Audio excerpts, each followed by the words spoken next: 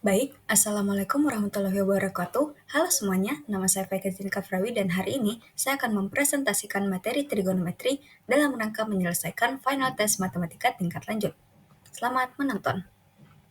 Nah, baik, di presentasi saya kali ini akan saya jelaskan 4 materi, yaitu identitas trigonometri, fungsi trigonometri, aturan sinus, dan juga aturan kosinus. Nah, setiap materi ini mempunyai soal pembahasan. Baik, langsung saja kita masuk ke dalam materi yang pertama, yaitu identitas trigonometri. Nah, identitas trigonometri adalah suatu identitas yang berisi kesamaan fungsi trigonometri di ruas kiri dan ruas kanan. Nah, kesamaan ini itu diperoleh dengan cara menjabarkan salah satu fungsi bisa di ruas kiri atau ruas kanan hingga diperoleh bentuk akhir yang sama. Jadi, kalau misalnya di ruas kanan itu satu, fungsi yang ada di ruas kiri akan kita jabarkan sampai hasilnya juga satu, atau sama nilainya setara dengan satu, seperti itu. Nah, di slide kali ini ada identitas dasar dari trigonometri. Identitas dasar dari trigonometri ada 7, namun biasanya orang-orang mengelompokkannya menjadi identitas kebalikan, identitas rasio, dan juga identitas Pitagoras. Nah, di sini ada soal pembuktian dari identitas trigonometri. Nah, di soal tertulis sin A ditambah cos A dikali kotan A ingin dibuktikan kalau sama hasilnya dengan cosec A. Nah, langsung saja. Nah, kotan A itu memiliki identitas dasar yang sama dengan cos A per sin A. Jadi kita ubah kotan A menjadi cos A per sin A karena dia sama identitas trigonometrinya. Nah, setelah itu di soal itu cos A dikali cos A itu bisa kita masukkan saja supaya menjadi cos kuadrat A per sin A. Setelah itu sin A-nya kita per 1 supaya bisa dikali silang. Setelah itu kita kali silang. Sin A dikali sin A, cos 2A dikali 1. Nah, sin kuadrat di bawahnya sin kuadrat A itu hasil dari sin A dikali sin A ditambah cos kuadrat A karena dia cuma dikali 1 jadi sama per sin A. Nah, sin kuadrat A ditambah cos kuadrat A memiliki identitas trigonometri yang sama dengan 1. Jadi, di bagian bawahnya kita tulis per 1. Nah, setelah itu hasil dari identitas trigonometri sin kuadrat A ditambah cos 2A itu 1. Nah, 1 per sin A itu dia, kalau kita lihat ke identitas dasar trigonometri, dia sama hasilnya dengan cosec A. Jadi, soal ini terbukti memiliki ruas kanan dan ruas kiri itu terbukti kalau memiliki nilai yang sama. Nah, di materi yang kedua ada fungsi trigonometri. Fungsi trigonometri adalah suatu fungsi yang grafiknya berulang secara terus-menerus. Nah, di grafik fungsi trigonometri terdiri atas bukit dan juga lembah yang berulang secara terus-menerus dalam periode tertentu. Nah, di fungsi trigonometri terdapat beberapa unsur, yaitu nilai maksimum. Nah, nilai maksimum adalah nilai tertinggi yang bisa dicapai oleh suatu fungsi trigonometri. Nah, kalau di grafik, nilai maksimum itu didapatkan dari titik puncak dari bukit. Setelah itu yang kedua ada nilai minimum. Nah, nilai minimum ini adalah nilai terendah yang bisa dicapai oleh suatu fungsi trigonometri.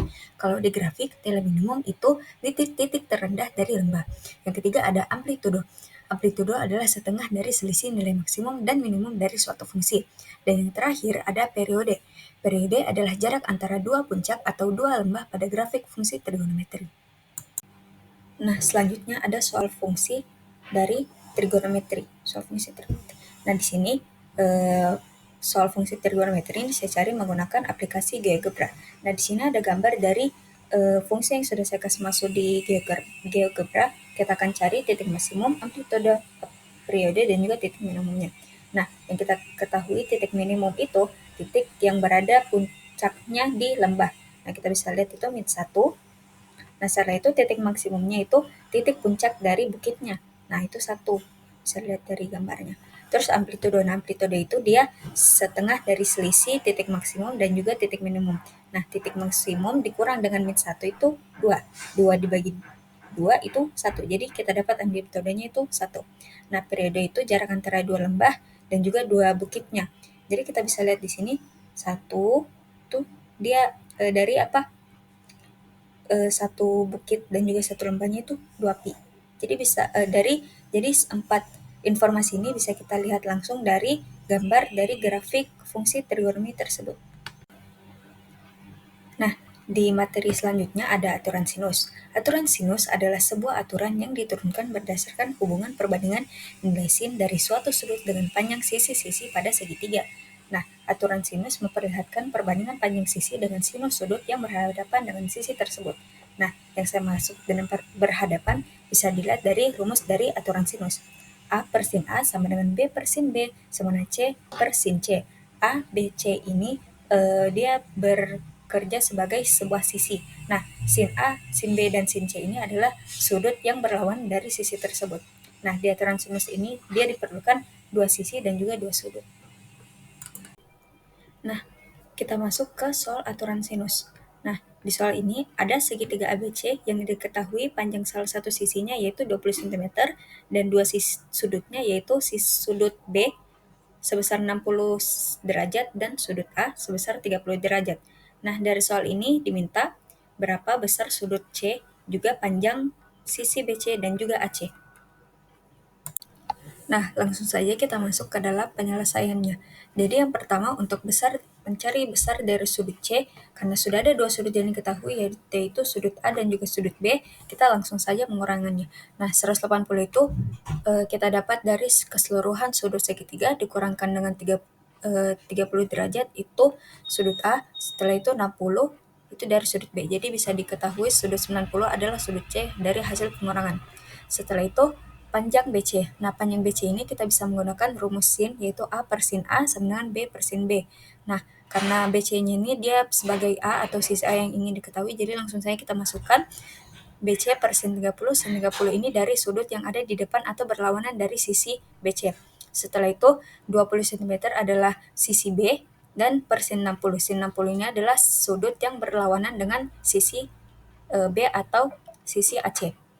Nah, langsung saja kita kali silang, BC-nya kita keluarkan, jadi sin 60-nya itu bagian bawah. Nah, sin 30 dikali dengan 20 cm. Sin 30 ini dia sama dengan 1/2, jadi 1/2 dikali 20 itu sama saja kita 20 dibagi 2, yaitu 10. Nah, sin 60 ini adalah akar 3/2. 10 dibagi akar 3/2 itu di kalkulator adalah 11,54. Jadi, panjang dari sisi BC adalah 11,54. Setelah itu ada panjang AB. Nah, panjang AB-nya ini kita bisa menggunakan rumus yang sin C, karena kita menggunakan 20 cm per sin 60, jadi sin B. Jadi B per sin B sama dengan C per sin C.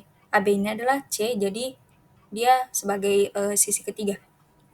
Nah, kita langsung saja kali silang, 20 dikali 9, sin 90, sin 60-nya di bawah, sin 90 itu sama hasilnya dengan 1, jadi sama saja 20 per 3 per 2. Jadi di kalkulator hasilnya itu adalah 23,09 cm. Itu adalah panjang dari sudut AB. Nah, selanjutnya ada aturan kosinus. Aturan kosinus adalah sebuah aturan berdasarkan hubungan antara panjang sisi-sisi dalam segitiga dengan nilai kosinus salah satu sudut pada segitiga tersebut.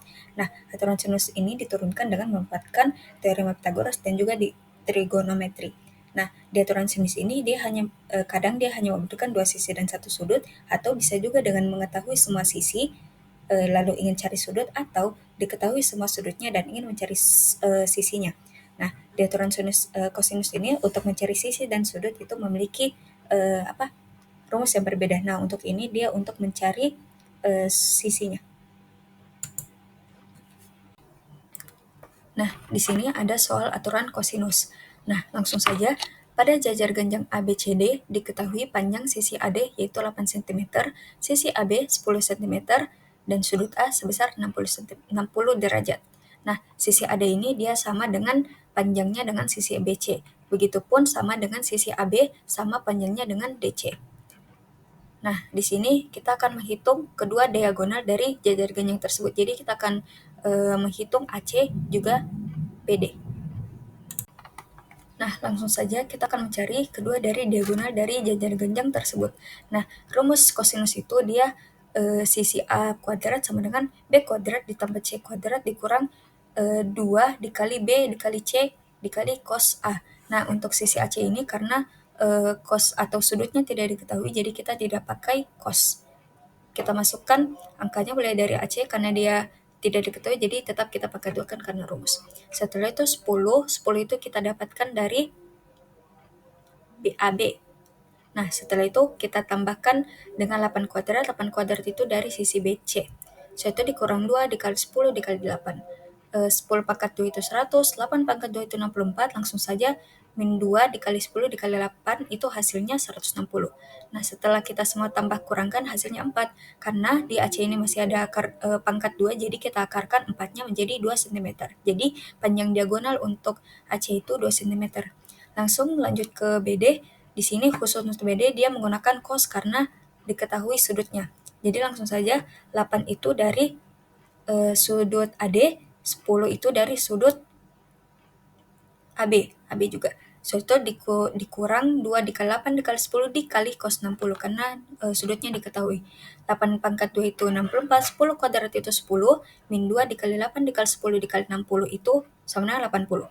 Jadi setelah ditambah kurangkan itu hasilnya 84. Karena di BD itu masih ada pangkat 2, jadi kita akarkan 84 ini hasilnya 9,16 cm. Itu adalah panjang dari diagonal BD. Nah, baik, itulah tadi presentasi saya tentang materi trigonometri untuk penyelesaian proyek matematika tindak lanjut. Lebih dan kurangnya mohon dimaafkan. Sekian dari saya. Wassalamualaikum warahmatullahi wabarakatuh. Bye-bye.